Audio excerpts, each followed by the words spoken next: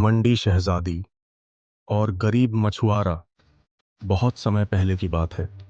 एक छोटे से राज्य में एक शहजादी रहती थी जिसका नाम अनायासा था। वह बेहद सुंदर थी, लेकिन उसके स्वभाव में घमंड और अभिमान कूट कूट कर भरा हुआ था। उसे अपनी सुंदरता पर इतना गर्व था कि वह अक्सर दूसरों का मजाक उड़ाया करती थी।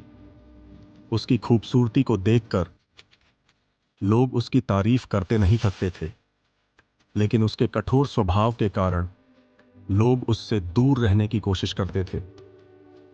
राज्य के लोग शहजादी की सुंदरता से जितना प्रभावित थे, उतना ही वे उसकी कठोरता और अभिमान से परेशान थे।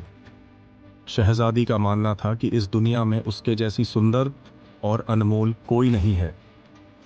उसने यह शर्त रखी थी कि वह तभी विवाह करेगी जब कोई उसे ऐसा उपहार देगा जो उसकी सुंदरता के बराबर हो। राजमहल के पास की झील और मछुआरे की कहानी। राजमहल के पास एक बड़ी झील थी। उस झील में मछलियां बहुतायत में थीं और वहां कई मछुआरे मछलियां पकड़कर अपना जीवन यापन करते थे।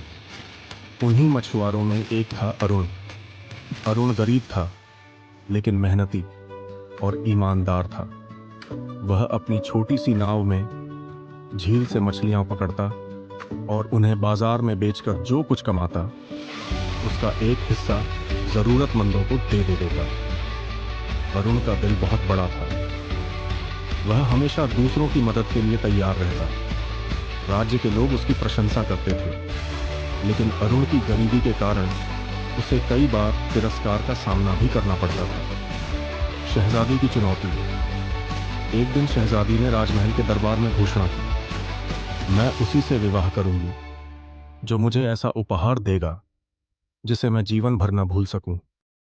वह उपहार इतना खास होना चाहिए कि वह मेरी सुंदरता के बराबर हो।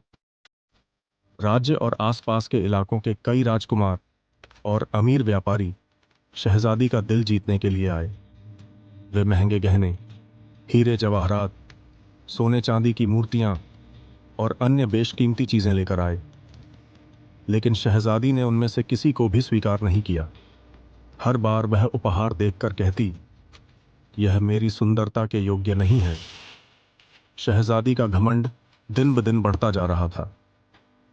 अरुण का अनोखा उपहार। अरुण को जब शहजादी की इस चुनौती के बारे में पता चला तो वह हंसा। उसने सोचा, अगर यह शहजादी सच में खुश होना चाहती है तो इसे असली उपहार की पहचान करनी होगी। अरुण ने एक दिन झील से मछलियां पकड़ते हुए एक अद्भुत मोती पाया। वह मोती साधारण नहीं था, उसमें एक अनोखी चमक थी जो उसे बाकी मोतियों से अलग बनाती थी। अरुण ने सोचा कि यही मोती शहजादी को उपहार में देना चाहिए। अरुण ने मोती को साफ किया और सीधे राजमहल चला गया। जब वह दरबार में पहुंचा तो वहां कई राजकुमार और अमीर लोग अपने महंगे उपहारों के साथ खड़े थे। अरुण ने शहजादी को वह मोती दिखाया और कहा, शहजादी, यह मोती आपके लिए है। शहजादी ने उस मोती को देखा और हंसते हुए कहा, क्या तुम जैसे गरीब मछुआरे से मुझे यह साधारण मोती मिलेगा? यह मेरी सुंदरता के सामने कुछ भी नहीं।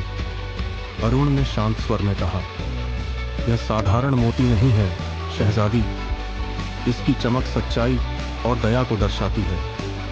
जो इसे सच्चे दिल से देखेगा वही इसकी असली खूबसूरती समझ सकेगा। शहजादी ने अरुण का मजाक उड़ाया और उसे दरबार से बाहर निकलवा दिया।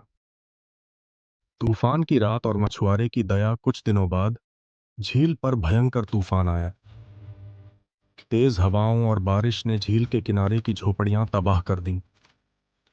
कई मछुआरे अपनी नावें और घर खो बैठे। उस रात अरुण ने अपनी जान की परवाह किए बिना लोगों की मदद की।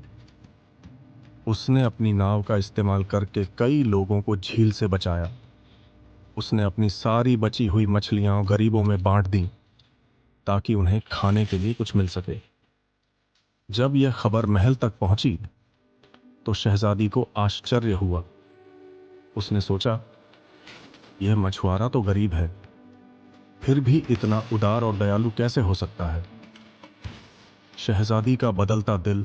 अगले दिन शहजादी ने अरुण को महल में बुलाया। उसने पूछा, तुमने उस रात अपनी जान जोखिम में डालकर लोगों की मदद क्यों की?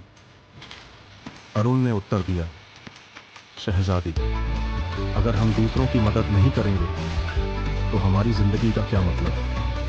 सच्चा सौंदर्य और खुशी दूसरों के लिए कुछ करने में है, न कि केवल अपनी सुंदरता पर घमंड करने में। शहजादी यह सुनकर सोच में पड़ गई। उसने महसूस किया कि उसकी सुंदरता और धन उसे सच्चा सुख नहीं दे सकते। अरुण का दिल उसकी सारी दौलत से कहीं ज्यादा अमीर था। शहजादी का प्रायश्चित